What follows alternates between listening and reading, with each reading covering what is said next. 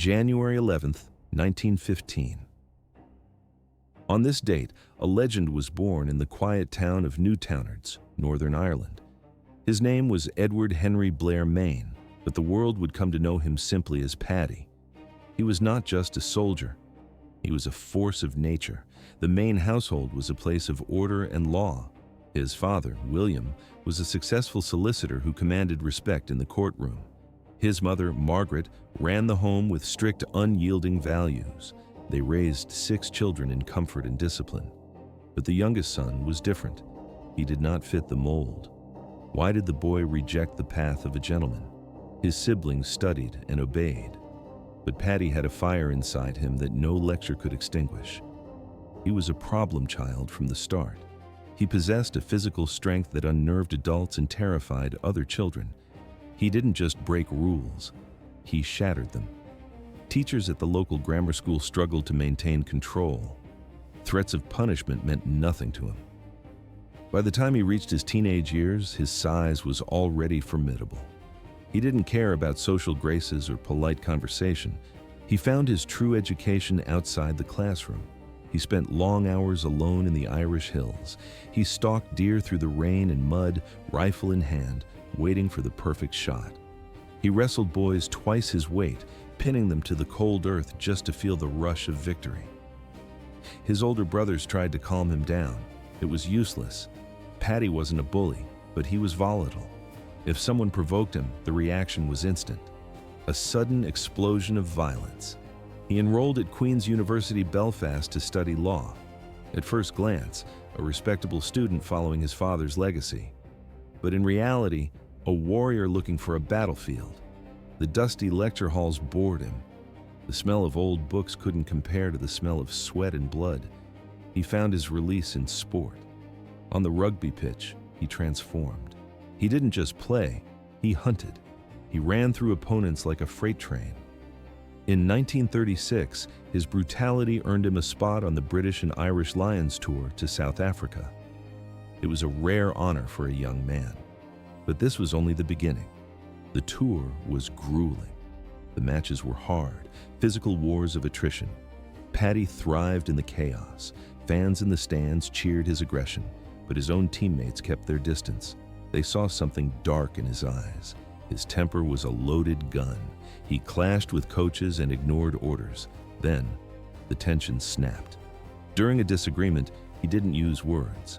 He threw a punch. It was a singular, devastating blow. His teammate hit the floor, unconscious. The management was horrified. They discussed sending him back to Belfast immediately. He was a liability.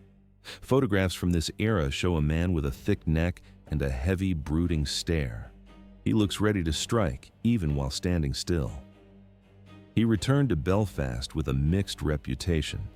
He was a sporting hero, but also a ticking time bomb. He continued to box, dominating the ring with vicious uppercuts that shattered jaws. But the victories felt empty. Law school was a cage. Rugby was just a game. Those who knew him best worried deeply. He was teetering on the edge of self-destruction. Then came 1939. The radio broadcasts changed everything. Germany invaded Poland. Britain declared war. Fear gripped the nation. Men wept as they enlisted. But Paddy Mayne did not weep. He felt a sense of purpose. The world had finally created a situation that demanded his specific brand of violence. The brawler had found his war. 1939. The world held its breath, but he did not. He signed the papers immediately and enlisted in the Royal Artillery. It was the traditional path for an educated man.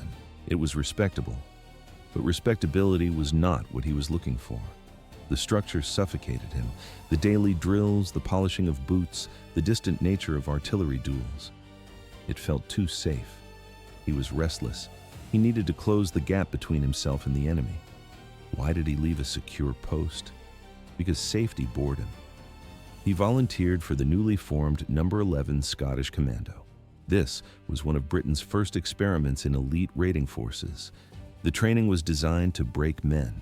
Freezing water immersions in the Scottish coast, forced marches up vertical mountain slopes, hand-to-hand combat drills that resulted in broken noses and real blood. Mayne didn't just survive the punishment, he thrived on it. The physical brutality matched his strength. The violence matched his instincts. The mission profile was simple: hit the German-controlled coast, destroy, and vanish. In March 1941, Mayne boarded a landing craft for Operation Claymore. The target was the Lofoten Islands in Norway. The footage shows black smoke rising against the stark white snow. The commandos hit the oil facilities and fish processing plants. They didn't just disable them, they turned them into scrap. Equipment was demolished, German troops were rounded up at gunpoint, vital intelligence was stuffed into rucksacks. It was Mayne's first real taste of war. The conditions were unforgiving. The wind cut across the water like a razor. German bullets ripped through the freezing air. At first glance, chaos. But in reality, Mayne was perfectly calm. He moved with a terrifying aggression. He fired with precision. He never hesitated. When the raid ended, the other men celebrated the victory. They passed bottles and cheered. But Mayne stood apart. Confusion is visible in the reports from that day. He didn't seem impressed. He hadn't come to play small games. He wanted to be deep in enemy territory. He wanted a war that would test the limits of his endurance. But this was only the beginning. Later that year, the theater shifted to the scorching heat of North Africa. Here, he crossed paths with David Sterling. Sterling was a tall, arrogant officer with a dangerous idea. He wanted to rewrite the rules of combat. Sterling envisioned a unit that ignored the front lines entirely. Small groups of ruthless men, parachuting behind enemy lines, destroying airfields and supply depots, no orders from headquarters, no standing in line, strike and disappear. Sterling needed a specific breed of soldier. He needed men who could handle total isolation. Why did he choose Mayne? He was warned repeatedly. Senior officers told Sterling that Mayne was uncontrollable, too violent, too unpredictable for a civilized army. But Sterling didn't care about civilization. He saw something useful in that unpredictability. He needed a weapon. Mayne joined Sterling's experimental unit, the Special Air Service, the SAS. At that moment, it was little more than a name on a piece of paper. But with Mayne on board, the dynamic changed. In the frame, a group of dusty men checking their weapons. He wasn't just another recruit. He became the architect of the unit's lethality. An era of terror for the enemy had begun. Thousands of miles of scorching sand. The North African campaign was not a standard war. It was a brutal test of endurance. The vast deserts of Libya and Egypt became the stage for unpredictable slaughter.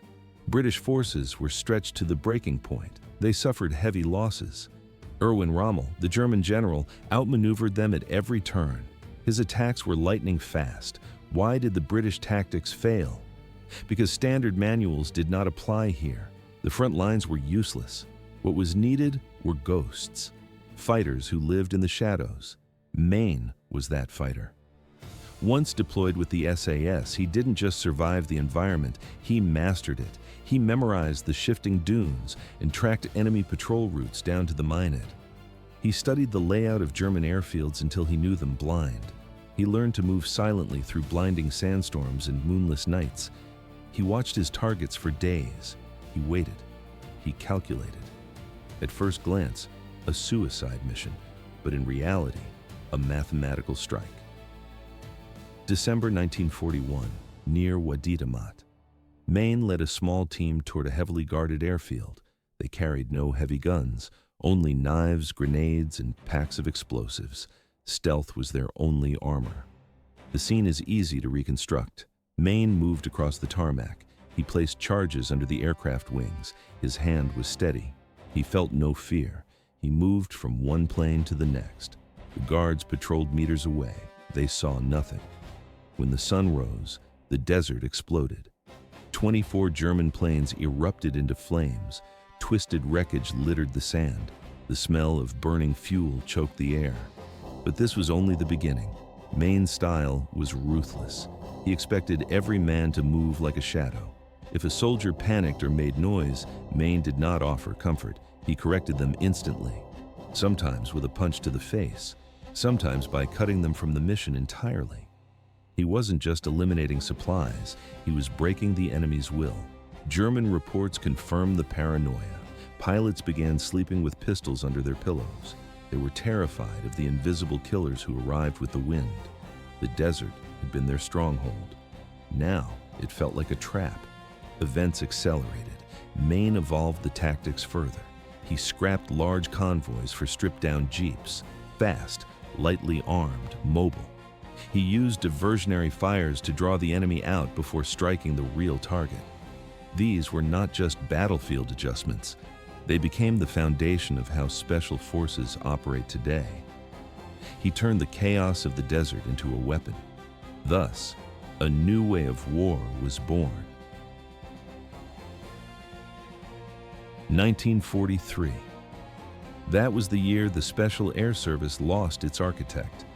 David Stirling was in German hands, captured by Axis forces in the sands of Tunisia. The unit stood on the brink of collapse. They needed a new commander. Why did the High Command turn to Paddy Mayne? He was volatile, dangerous, and often unmanageable. But the SAS did not need a diplomat. It needed a butcher. Mayne stepped into the void without hesitation. He did not deliver a morale-boosting speech. He did not sit in a safe tent studying maps. He checked his weapon and moved to the front line. Every mission he touched became heavier, more brutal, more personal. The war shifted to the rugged terrain of Sicily. The landscape was harsh. The Germans were desperate.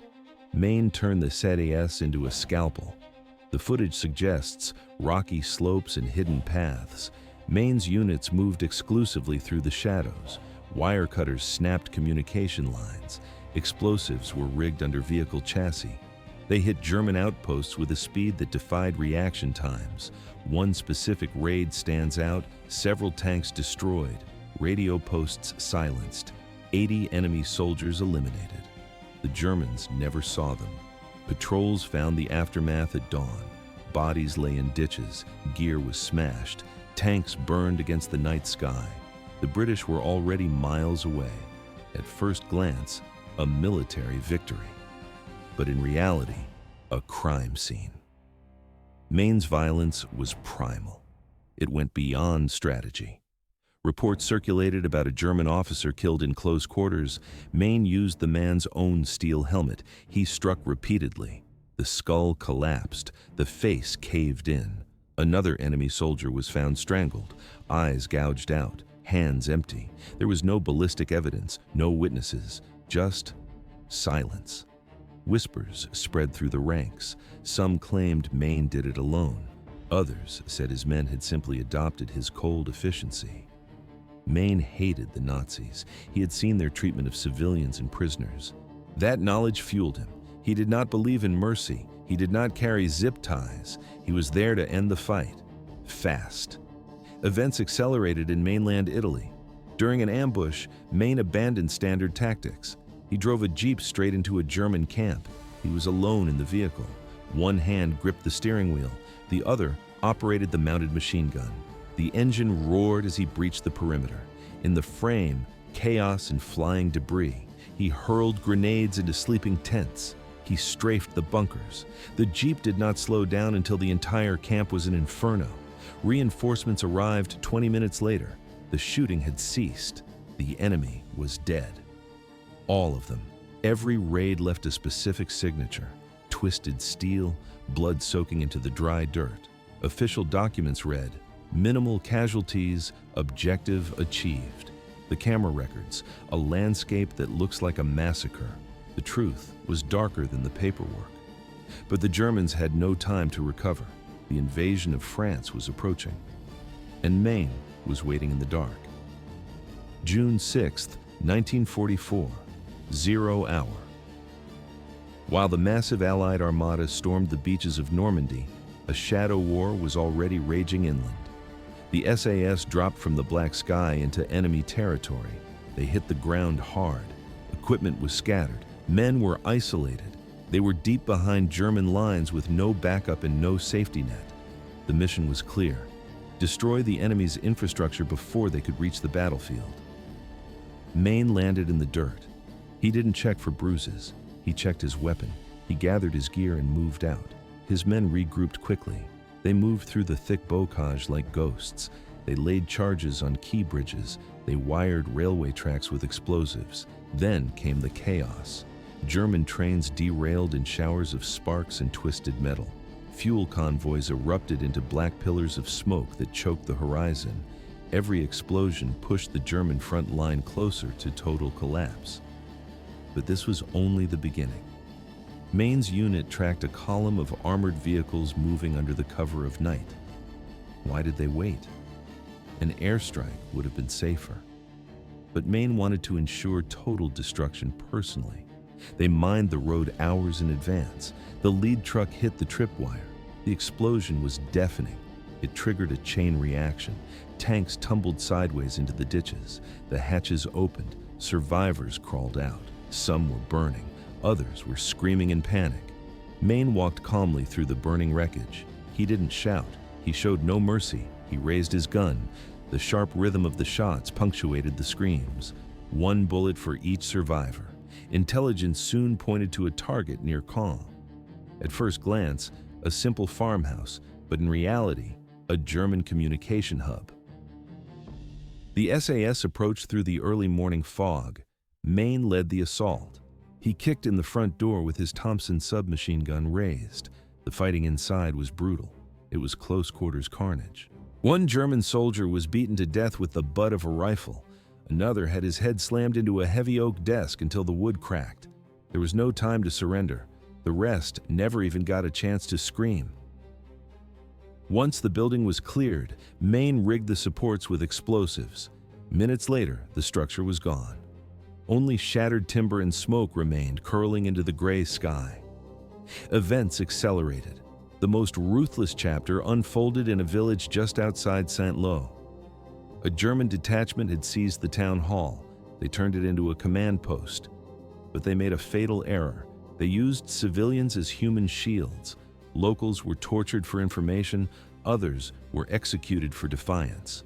The villagers begged the SAS for help. Mayne didn't hesitate. Under the cover of darkness, his team surrounded the building. They sealed the heavy doors. They locked the windows. Then, without a word, they lit the structure from the ground up.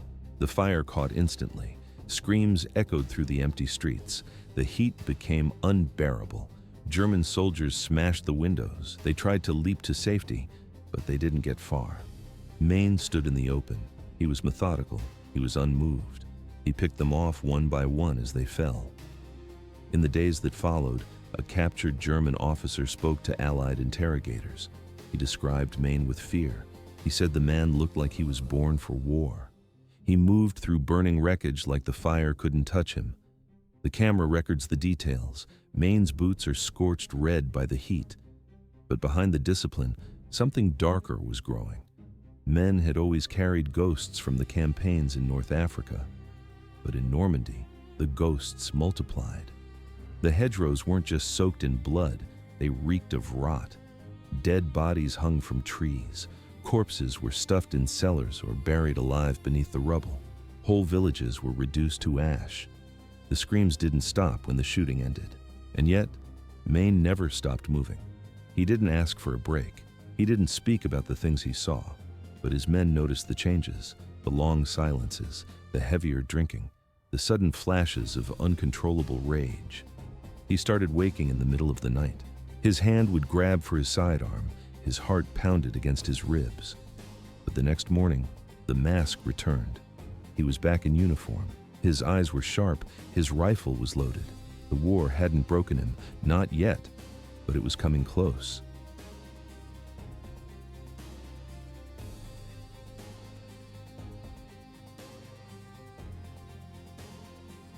Early 1945. The Third Reich was crumbling into dust. Cities burned from Allied bombing, and the Wehrmacht retreated in total chaos. But for Paddy Mayne, the objective remained absolute. Kill the enemy, dismantle the infrastructure, leave nothing but ash behind. The SAS moved like ghosts through shattered towns and frozen forests. They hunted supply lines. They targeted munitions depots. They tracked down the fleeing remnants of the SS. April, a heavily guarded barracks near Ruhr. Intelligence flagged it as a final rallying point for high-ranking officers. Mayne led the assault at first light. The firefight lasted less than 30 minutes, but the violence was total. When the smoke cleared, over 100 German soldiers lay dead. Most died before they could even lift their rifles. The aftermath is brutal. Bullet holes riddle the plaster walls. Grenade shrapnel shreds the gray uniforms. Mayne moved through the wreckage. He checked the bodies. He ensured no one breathed. In the basement, he found the unit's commanding officer. The man cowered behind oil barrels, shaking. Why did Mayne refuse to take a prisoner? The war was nearly won. But Mayne was not interested in surrender. He dragged the officer into the harsh light. He didn't speak. He raised his Lee Enfield. He struck the man with the rifle butt until the skull collapsed. No hesitation, no pause. Just raw mechanical justice delivered in seconds. But this was only one raid. On another occasion, the unit intercepted a fleeing SS convoy. Mayne rejected a long-range engagement. He ordered a full-speed ambush. At first glance, a chaotic retreat, but in reality, a slaughter pen. Trucks flipped into ditches, tires exploded with deafening pops. Survivors crawled from the wreckage only to be shot where they lay. No one escaped. Identification papers were tossed into fires. Weapons were piled high and set ablaze. Every trace of the convoy vanished into smoke. Across Germany, the signature was identical: speed, brutality, silence. Infrastructure was wired with high explosives and reduced to rubble. Airfields were raided and stripped of value before destruction. Mayne personally oversaw the demolition of aircraft hangars packed with aviation fuel and ammunition. The ground shook. The resulting explosions turned night into day and were visible for miles. By the end of the campaign, he had destroyed over 130 enemy planes. Some were taken out on the ground. Others were destroyed mid-operation. May 1945. The guns finally went silent. May 1945. The guns finally fell silent across Europe. Nazi Germany surrendered and the continent erupted in celebration. But amidst the cheering crowds, Blair Mayne did not celebrate. He did not smile. He simply gathered his gear and walked away from the front lines. Behind him lay a staggering service record: 30 confirmed missions behind enemy lines, dozens of brutal ambushes executed with surgical precision, hundreds of confirmed kills. His reputation was so terrifying that it unnerved even his own soldiers. But every victory demanded a price. Years of blood, fire, and sand had taken their toll. He never spoke about what he had seen in the desert or on the airfield. He didn't have to. It was visible in his posture. The footage shows a man looking through people, not at them. For the world, the war had ended. But for Mayne, the silence of the battlefield brought no peace. It only amplified the screaming inside his mind. Mayne returned to Northern Ireland. On his chest, he wore the proof of his valor.